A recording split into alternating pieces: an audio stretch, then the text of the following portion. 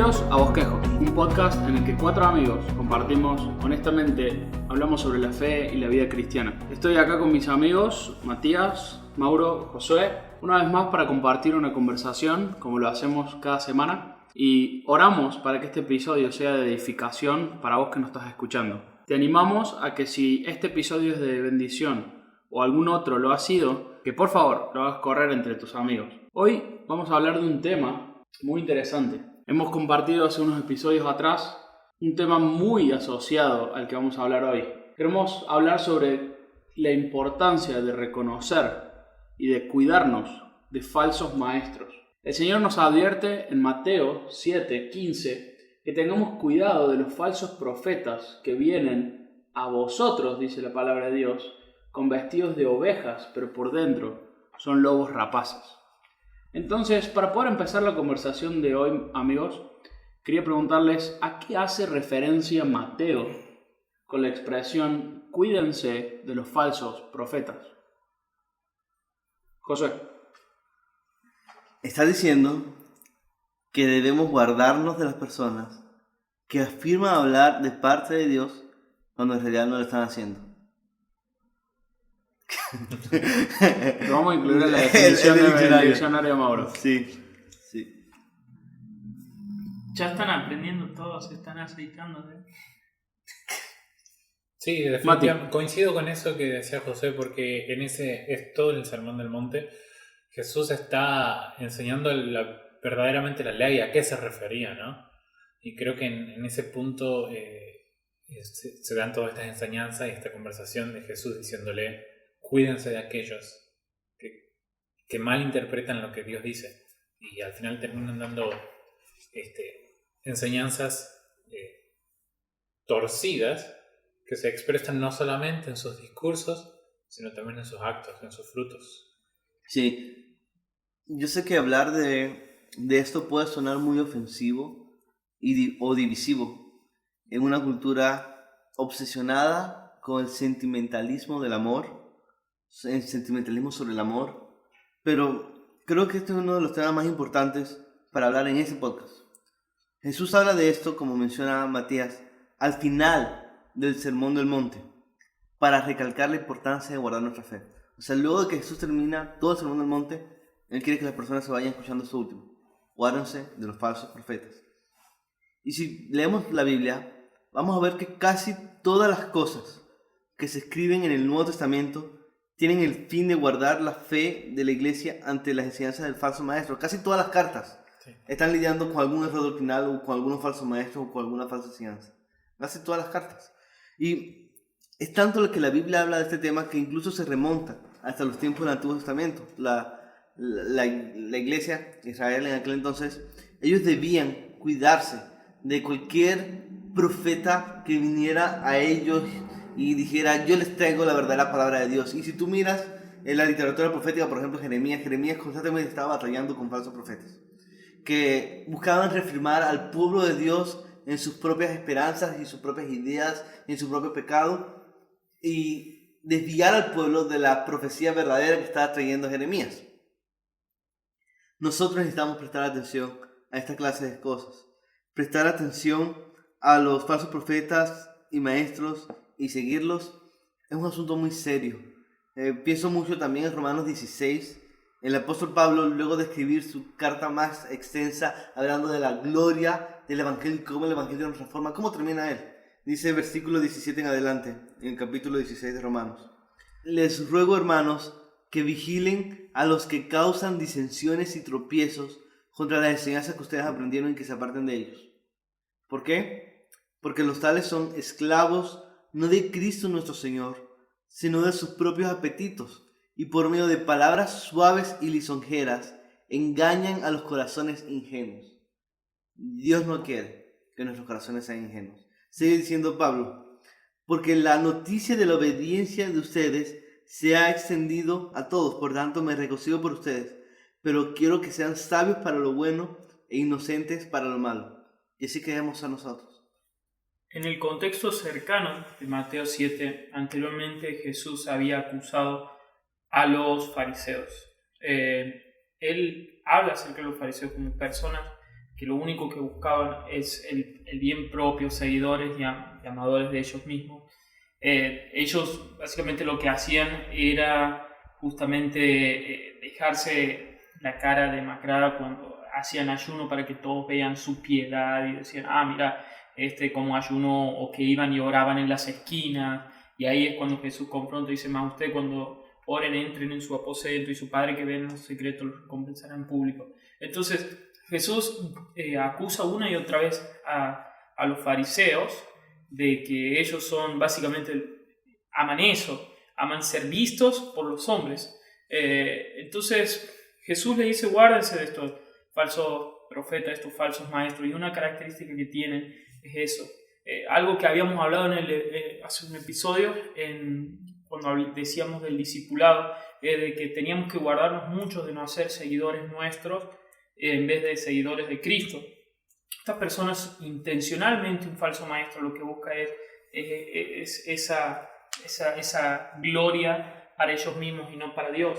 Aparte, además de que sus enseñanzas son falsas, tal vez yo estoy yendo más a su fin. El fin es que ellos reciban la gloria y no el Señor. Me encanta lo que mencionan, y creo que es muy interesante cómo lo mencionas, Mauro, porque tenía justamente una pregunta para hacerles de cómo podemos reconocer a estas personas.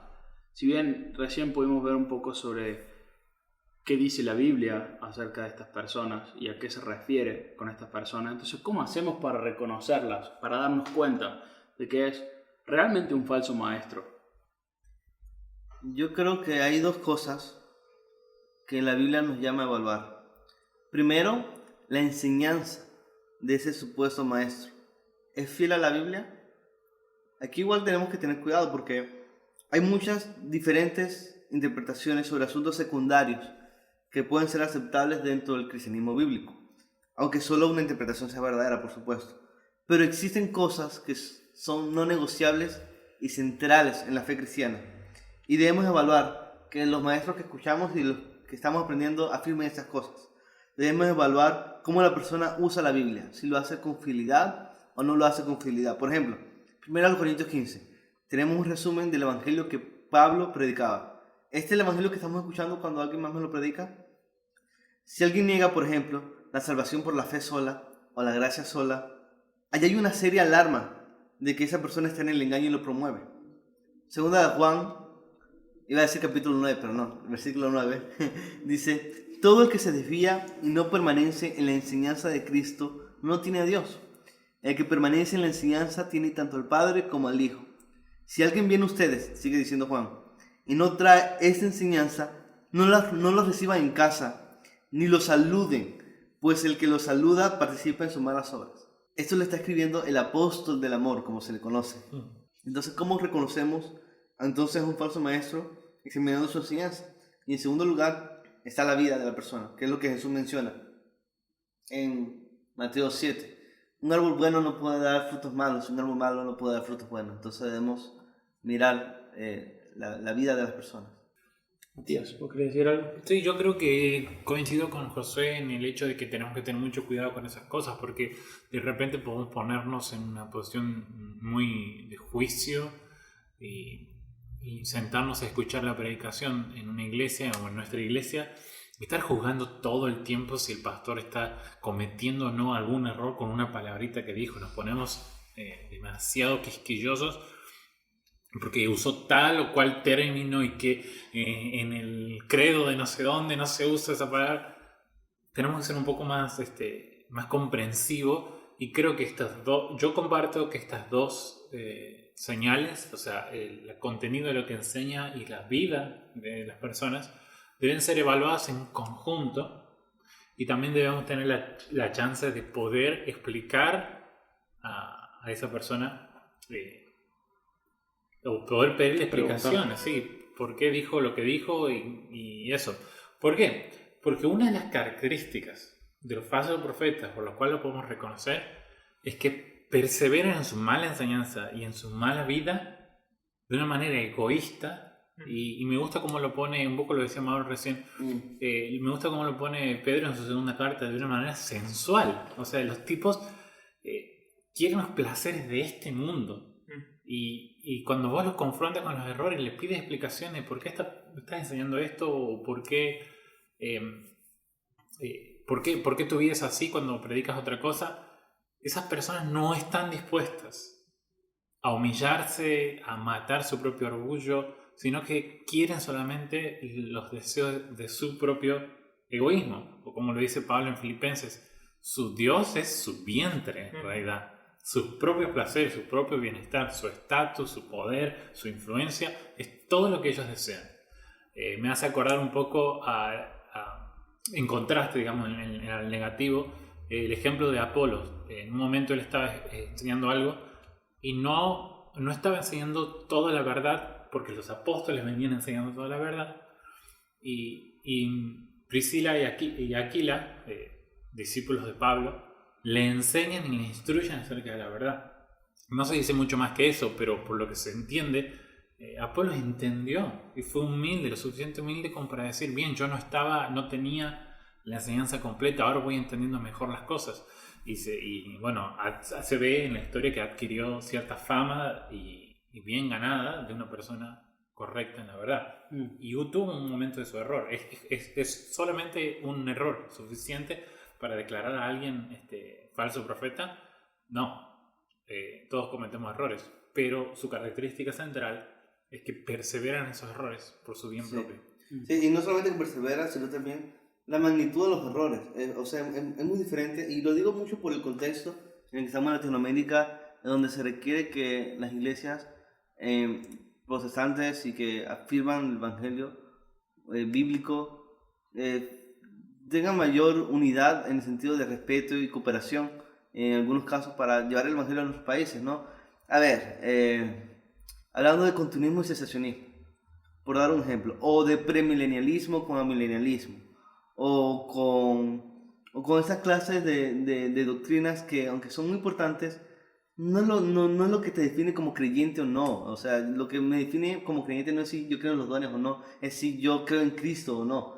Y lo que me define, lo que realmente es importante no es si van a pasar 1000 años antes de que Cristo vuelva o después, que Cristo viene. O sea, tener en primer lugar lo que está en primer lugar. Porque en las demás cosas, aunque en las demás cosas que podamos tener diferencias, es importante entender que esas diferencias no nos hacen herejes, no nos hacen totalmente desviados de la palabra de Dios o de la fe bíblica. Algo que es muy útil es el tiraje teológico que popularizó Albert Mohler. Él dice que básicamente hay 3 tipos de doctrina en la Biblia, en orden de importancia. Están las doctrinas no negociables, que si tú rechazas, eres un falso maestro, eres un falso cristiano.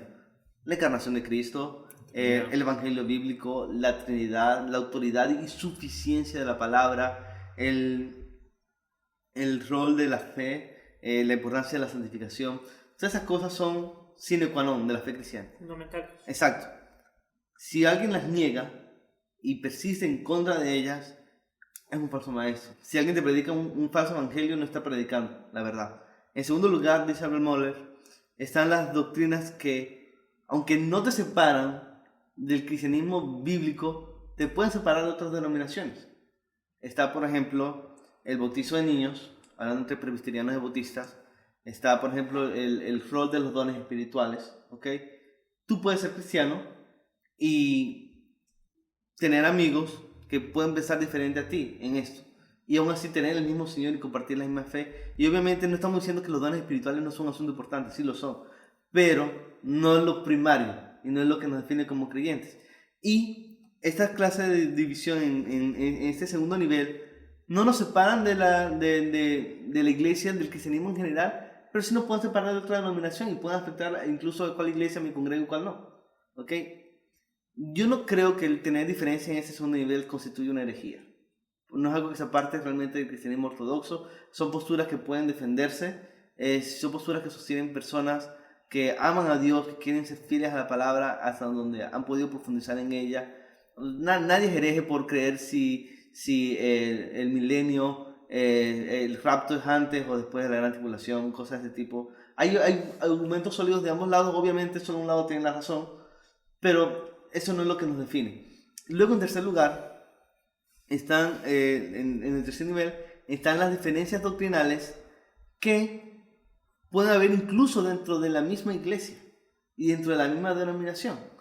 Y esas diferencias tampoco son tan importantes. Yo creo que como creyentes debemos enfocarnos en lo fundamental a la hora de identificar un falso maestro, reconociendo que en lo segundo y lo tercero todos podemos equivocarnos y debemos juntos seguir profesando, pero podemos tener la misma fe y servir al mismo Dios y adorar al mismo Dios si mantenemos firmes nuestras convicciones en lo primero, en lo fundamental. Porque yo, escuchando ahora a Matías mencionaba algo muy cierto. El hecho de que un pastor se equivoque en una enseñanza, en un solo sermón, por ejemplo, no lo constituye un hereje, no lo constituye un falso maestro. Pero ¿cuál es nuestra tendencia?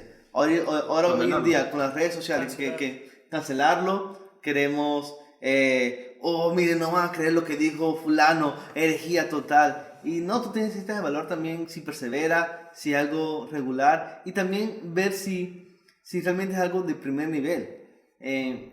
A veces queremos ser más herejes, o mejor dicho, a veces queremos ser más reformados que los reformadores.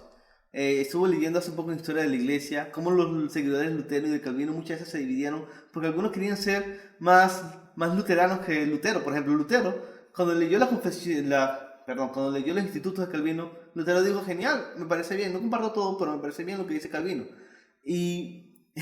Y luego algunas personas, seguidoras de Lutero, en el luteranismo, se inclinaron un poco más hacia la enseñanza de Calvino, y entonces siguieron los luteranos más radicales y decían, no tenemos nada que ver con Calvino. Entonces, fíjate cómo a veces hay luteranos que quieren ser más luteranos que el mismo Lutero, o más calvinistas que Calvino. Debemos ser humildes, no debemos hacer que nuestra fe dependa de un hombre o de una persona en particular o de una corriente en particular, sino de la palabra de Dios. No podemos andar por la vida condenando a una persona solamente porque no piensa exactamente igual a mí en todas las cosas. Tal cual. Pero sí debemos estar pendientes de lo central y lo básico. Yo sé que este ha sido muy largo, pero realmente es algo que vemos a cada rato en redes sociales. Tal cual. Mauro, ¿querías decir algo? Sí, es muy importante este asunto. La Biblia, por lo menos gran parte de los libros del Nuevo Testamento, dedica una porción para hablar acerca de las falsas enseñanzas, de los falsos maestros, de cómo identificarlos, de qué son, de cómo confrontarlos o de guardar la doctrina que ellos mismos, los apóstoles, habían enseñado, ¿no? Y una de las tantas listas está, por ejemplo, en 2 de Timoteo capítulo 3, donde allí va a mostrar la enfermedad y también va a decir cuál es la cura. Pero para poder ser un poco más exhaustivo, como decían los muchachos, de que hay una cuestión en cuanto a lo que enseñan y a lo que viven, estoy pensando en esto que dice del capítulo 3 de 2 de Timoteo. Le dice Pablo a Timoteo, debes saber esto, que en los últimos días vendrán tiempos difíciles, porque los hombres serán amadores de sí mismos, algo en lo cual hicimos mucho hincapié, avaros, jactanciosos, soberbios, blasfemos, desobedientes a los padres, ingratos, irreverentes, sin amor, implacables, calumniadores, desenfrenados, salvajes, aborrecedores de lo bueno, traidores, impetuosos, envanecidos, amadores de los placeres en vez de amadores de Dios, teniendo apariencia de piedad, pero habiendo negado su poder. A los tales evita, porque entre ellos están los que se meten en las casas y se llevan cautivas mujercillas cargadas de pecados, llevadas por diversas pasiones, que siempre están aprendiendo, pero nunca pueden llegar al pleno conocimiento de la verdad. Es como decía Matías hace un momento, como que su Dios es el viento, o sea, ellos lo que quieren es satisfacer sus propios deseos, ya sea deseos de, no sé, engañar a personas, obtener más dinero o posiciones, o siempre ser ellos más vistos de los hombres, ¿no? Y en cuanto a la solución, también Pablo le dice, pero tú persevera en la doctrina en la cual has aprendido y enseña la palabra, ¿no? Supongo que ya ahondaremos un poco en eso también, pero la importancia de que Pablo le dice a Timoteo, ten cuidado con esos hombres.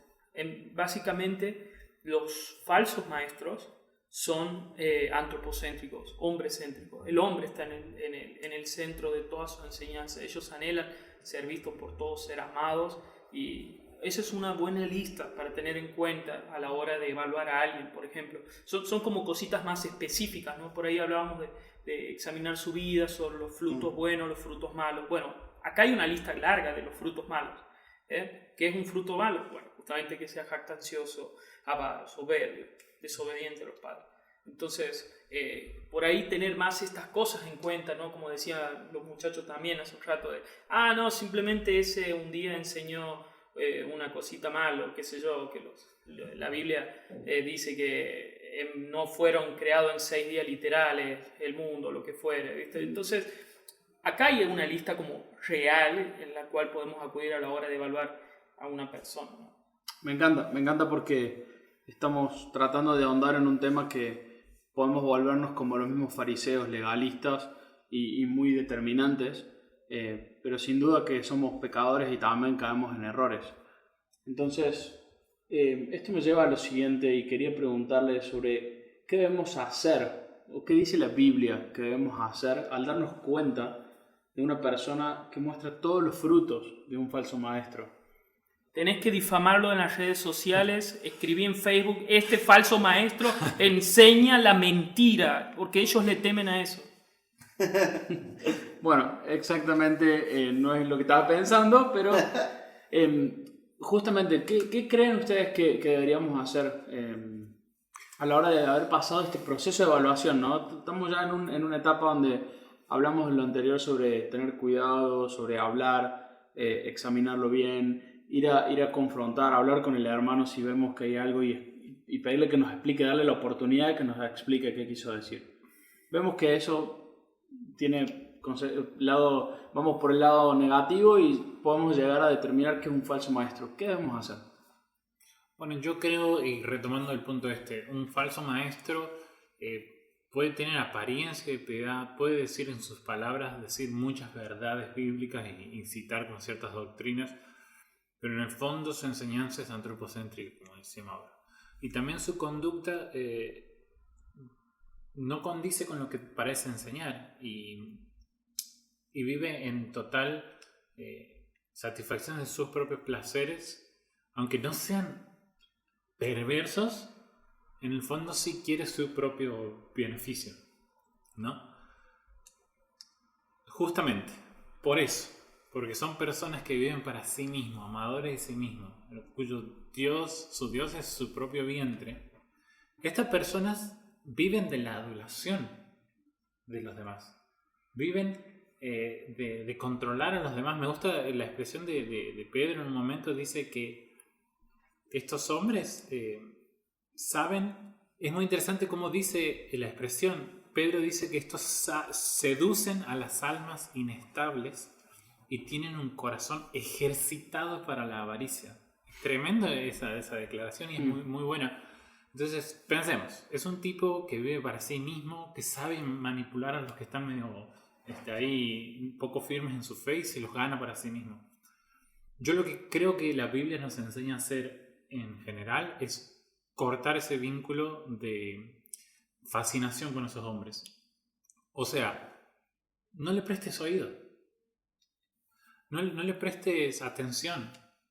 Si ellos viven para sí mismos, para adularse a sí mismos, para posicionarse, para cumplir sus propios deseos y sus propios sueños de gloria, lo que tenemos que hacer es cortar ese vínculo de adulación, de atención, de prestarle el oído, como decía el pasaje que citaba Josué sobre la carta de Juan, ¿no? Eso, ni siquiera le abran la puerta en sus casas. No se refiere tanto, yo creo que no se refiere tanto a casas domésticas, sino al lugar donde se reunían. No le den espacio para hablar. Díganle, no, gracias. No, acá no puedes enseñar. No le den espacio, porque esta gente realmente ama ponerse ahí en esos lugares. O como citaba Mauro de los fariseos, eso aman que los adulen, mostrarse como piadosos. Entonces, no le demos atención. Entonces, despotricar en redes sociales solamente va a servir para hacer crecer para darle más lugar. Sí, su popularidad y tal vez no sea la mejor manera.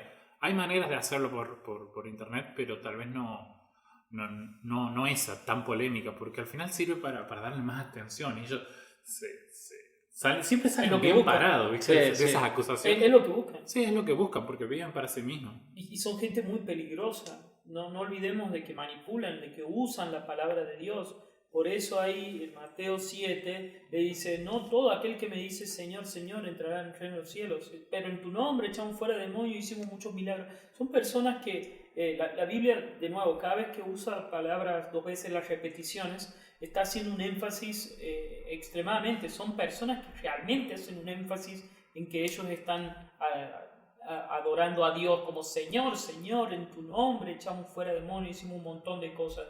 Y el Señor le dice, nunca los conocí, apártense de mí, hacedores de maldad. Son personas que tienen apariencia de piedad, que hacen milagros, que pueden ser profetas, que no son agradables a escuchar al oído. Yo me acuerdo cuando escuchaba a un falso maestro, realmente la forma que tenía de enseñar era un tipo como bastante joven, que tenía unos videos bastante copados para la época.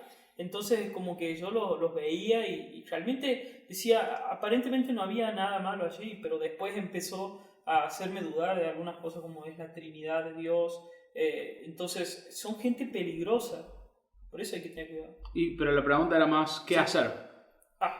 Sí, yo insisto que lo que la mayoría o lo que todos los cristianos deberían hacer en principio es no prestarle atención, cortar ese vínculo de atención y fascinación y relegarlos al silencio, relegarlos a ignorarlos en cierta manera. Después creo que hay cosas que los pastores como encargados de la iglesia y de la vida de las personas deberían hacer. Pero los responsables de la iglesia, los pastores, creo que ellos sí tienen, y ya creo que sería otro tema, otro podcast, y creo que nosotros no estamos capacitados para hablar sobre eso, pero sí confío que los pastores y encargados de la vida de las personas tienen que denunciar y alertar a sus ovejas, con nombre y apellido a veces que tales personas enseñan mentiras y mejor no escucharlos.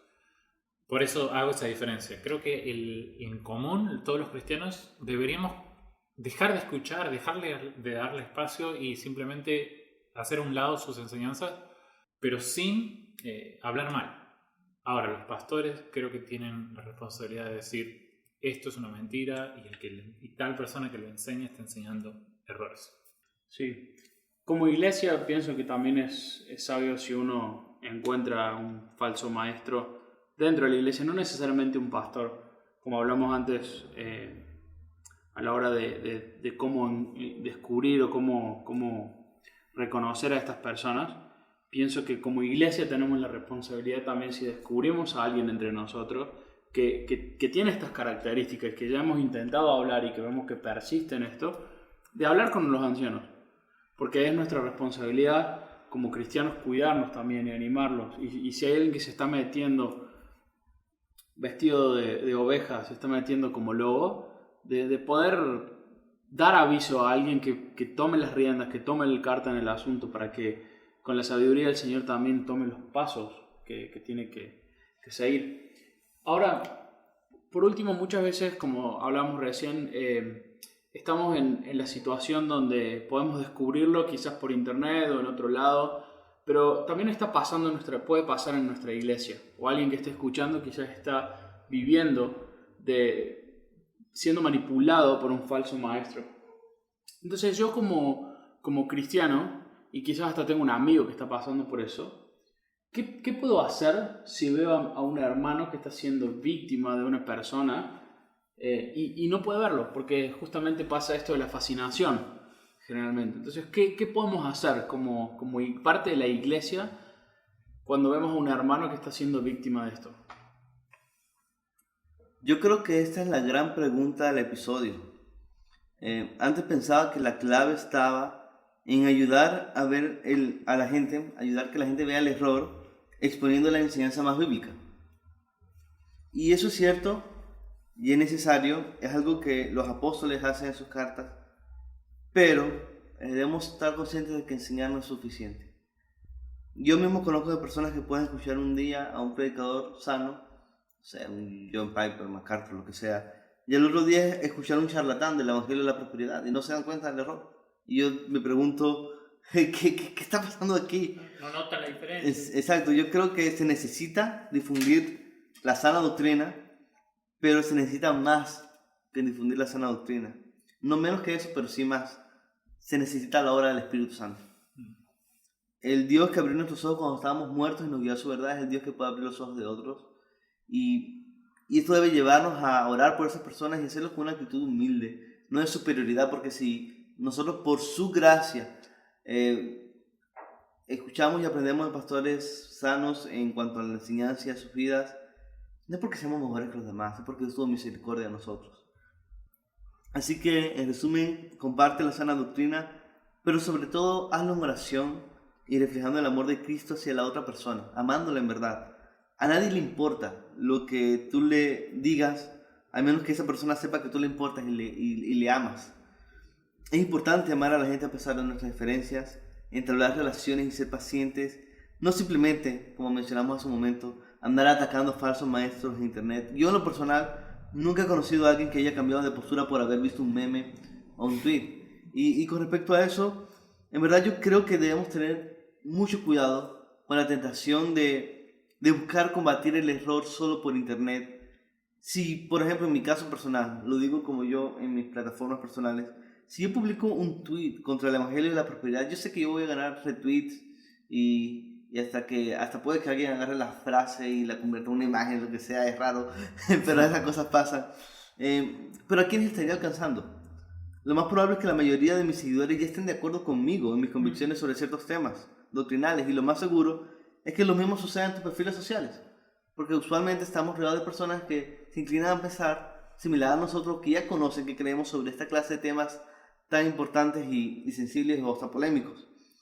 No debemos comprar la mentira de que al denunciar errores doctrinales en perfiles sociales ya estamos alcanzando a las personas que más necesitan oírnos. No. Las redes sociales nos ayudan a mantenernos siempre en burbujas y cámaras de eco, donde siempre estamos escuchando nuestras propias opiniones.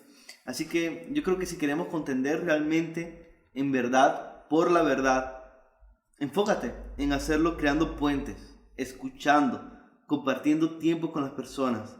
Denunciar problemas doctrinales en Twitter o Facebook es demasiado fácil. Oír a las personas y hablar con ellas con gracia y con verdad es una cosa muy distinta. Y eso es algo que necesitamos hoy. Sí, Mauro. Siguiendo con lo que dice Josu en la línea esta del amor, algo que siempre, un patrón que puede que esté dentro de los falsos profetas, o que a veces, la mayoría de las veces lo he visto, es que estas personas te demandan, te piden más de lo que te dan, ¿no? Obviamente porque quieren cosas para ellos, ¿no? Pero siguiendo con esto del amor, algo que en mi caso ha sido bueno, ha sido demostrar este amor por medio del regalo. Por ejemplo, si esa persona no está abierta a escucharte o sentarte a hablar, regalarle literatura, un buen libro es importante, orar por esta persona obviamente, dedicarle tiempo, escucharlo y enseñar de nuevo. También se me viene a la mente el capítulo del discipulado. Esta persona puede que sea tu discípulo o no, pero pasa tiempo con esa persona en la palabra, tratándole de enseñar. Eso es una gran muestra de amor y de que te importa, más allá de atacarlo en las redes sociales. Justamente ahí lo que estás mostrando es, cuando atacas a alguien en las redes y decís, no, lo que pasa es que ese es un falso profeta, un falso maestro, el que está poniendo, porque bla, bla, bla. Es como que esa persona se siente atacada y en ese momento no va a sentir de que lo estás amando y escuchando y dedicarle tiempo. Ahí la gente ve un debate, ve una pelea, dos contrincantes, ¡ting, ting! Suena la campana a ver quién tiene mejor argumento a la hora de pelear. No, trata de entender también cómo esta persona se pueda sentir más amada, escucharla, como dice Josu, darle regalos. ¿Sí? Yo creo que las palabras de 2 Timoteo capítulo 2 versículo 24 en adelante tienen mucha aplicación en todo esto. Pablo le dice a Timoteo: el siervo del Señor no debe ser rencilloso, sino amable para con todos, apto para enseñar, sufrido. Debe reprender tiernamente a los que se oponen. Aquí está hablando de los falsos maestros y los líderes desviados con los que debía lidiar Timoteo. Debe reprenderlos tiernamente. Por si acaso, ese es el punto, por si acaso, no lo sabemos, Dios es soberano, pero por si acaso, Dios les da el arrepentimiento que conduce al pleno conocimiento de la verdad, y volviendo en sí, escapen del lazo del diablo, habiendo estado cautivos de él para hacer su voluntad. Cuando Dios llegó a nuestras vidas, cuando el Señor Jesús nos cambió, Él nos lo hizo con un ceño fruncido. Él no lo hizo condenándonos, Él no nos hizo simplemente peleando con nosotros. Él cambió nuestras vidas mostrándonos su gracia y su amor. Yo creo que así que debemos ser con los demás. Yo quería agregar un poquito, para ampliar lo que los chicos decían. Segunda de Pedro es una carta escrita sobre este tema, sobre los falsos profetas. Y Pedro comienza diciendo: todo lo que ustedes necesitan para una vida plena y comunión con lo divino, o sea, con Cristo, la participación en su divinidad, todo le ha sido dada en las promesas escritas por el Antiguo Testamento y predicadas por nosotros los apóstoles ahora. Y él le asegura, esta profecía que nosotros les traemos es totalmente segura porque hablamos de los que vimos. Pedro le dice: yo estaba en ese momento y vi a Cristo y escuché la voz de Dios y vi su gloria. Lo que yo les enseño es verdad. Entonces de ahí comienza hablando sobre los falsos maestros. Pero en uno de los momentos Pedro dice que él está en capítulo 1, versículo 12, Pedro les dice: yo siempre estaré listo para recordarle estas cosas, aunque ustedes ya las saben y han sido confirmados en la verdad que ya está presentada a ustedes. O sea, que yo les enseñé, está diciendo Pedro. También considero justo, mientras esté en este cuerpo, dice Pedro, estimularles a recordar estas cosas, sabiendo que mi separación del cuerpo terrenal es inminente, tal como me lo ha declarado el Señor. O sea, va a morir. Y termina diciendo Pedro: además yo procuraré con diligencia que en todo tiempo después de mi muerte ustedes puedan recordar y seguir recordando estas cosas. Agregando lo que los chicos decían, si conocemos a alguien que está escuchando demasiado estos falsos profetas, hacerlo con amor significa también ser muy paciente. Y recordarle de a poco, un ladrillo a la vez hasta que se vaya construyendo y Dios le dé la chance de arrepentirse o de volverse de esas mentiras. Pero el amor significa que necesita mucha paciencia, tal como Pedro lo hacía. Y se lo repite varias veces en ese pasaje que acabo de leer. Yo quiero recordarles y estimularlos a que recuerden, y hasta después de que yo me muera, quiero que sigan recordando estas cosas. Y yo creo que esa paciencia también es necesaria. Si conocemos a alguien que cree en estas falsas enseñanzas y escucha demasiado a estos falsos maestros, no hay que ir a los golpes pensando que en una conversación la vamos a convencer de la verdad, sino que hay que descansar en el Espíritu Santo, como decía Josué, que es el que realmente va a transformar sus corazones y su comprensión, y nosotros nos corresponde ser muy pacientes, quedarnos a su lado y comprometernos también con hablar la verdad a lo largo del tiempo. Yo creo que una forma de ilustrarlo sería diciendo, y cuando vamos a hablar con una persona que está escuchando a falso maestro, nuestra misión no es atacar con toda nuestra artillería. Nuestra misión debe ser simplemente dejar una piedra en el zapato, ya sea con algún comentario que le ayude a pensar un poco más, o con muestras de gracia, que esta persona pueda decir: ¿cómo usted puede amarme de esa manera? O ¿cómo esta persona puede vivir amando a Dios? ¿Por qué no puedo experimentar eso yo también? Buscar incentivar, pero sí, o sea, no es con toda la artillería, no estamos en Mortal Kombat. Sí, exacto, Dios nos llama a ser fatalities. Sí. Dios nos llama a ser pacientes tiernamente, sí. Dice Pablo a Timoteo. Ahora ya hablamos mucho de la gracia y creo que es el punto más importante porque, bueno, obviamente en Efesios la Biblia dice que hablando la verdad en amor, obviamente el amor si no tiene de verdad deja de ser amor, pero también la verdad dicha sin amor en parte no se entiende como verdad. O sea, es importante tener estas dos cosas, pero en cuanto a la verdad, enseñar la palabra. En la lista de Timoteo, 2 de Timoteo capítulo 3, también dice la palabra: tú sin embargo persiste en las cosas que has aprendido, de las cuales te convenciste sabiendo a quienes has aprendido. Desde la niñez han sabido las sagradas escrituras, las cuales te pueden dar sabiduría que lleva a la salvación mediante Cristo Jesús. Y aquí viene el versículo que casi todos estudiamos en memoria: toda la escritura es inspirada por Dios y útil para enseñar, para reprender, para corregir y para instruir en justicia, a fin que el hombre de Dios sea perfecto, equipado para toda buena obra.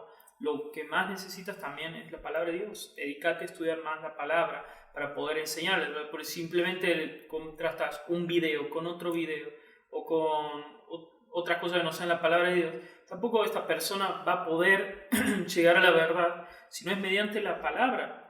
La escritura del Señor es la que tiene la capacidad para transformar, para conceder el arrepentimiento, para redarguir de esos errores. Entonces, como decíamos los muchachos, si sos un pastor, dedícate a enseñar la verdad, reprende a aquellos que vos consideres falsos maestros, pero también vos mismo debes estudiar la palabra para poder justamente dar respuesta acerca de lo que sí es bíblico, de lo que la palabra dice.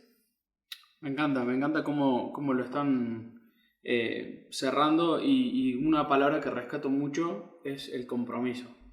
Creo que es muy fácil y muchas veces nos resulta más sencillo poder confrontar a otra persona, dejarle el comentario e irnos. Pero es más interesante comprometernos en la vida de esa persona que está sufriendo las consecuencias de un falso maestro, que está siendo manipulado, y es mejor comprometernos en su vida, en la misma gracia que el Señor tuvo para con nosotros, para que el Evangelio obre en la vida de esa persona y que el Señor le conceda, como decía uno de los pasajes que citaba Josué hace un ratito, le conceda llegar en arrepentimiento y fe.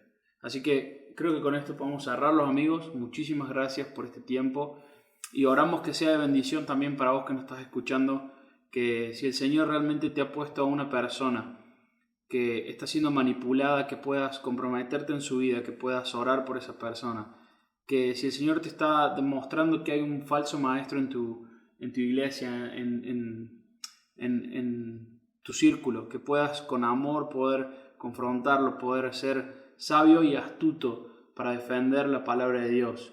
Y si en última instancia es necesario poder salir directamente de ese lugar y cortar esas relaciones como mencionábamos hace un rato. Que el Señor siga obrando en tu vida y oramos que sea de bendición y de ánimo este episodio.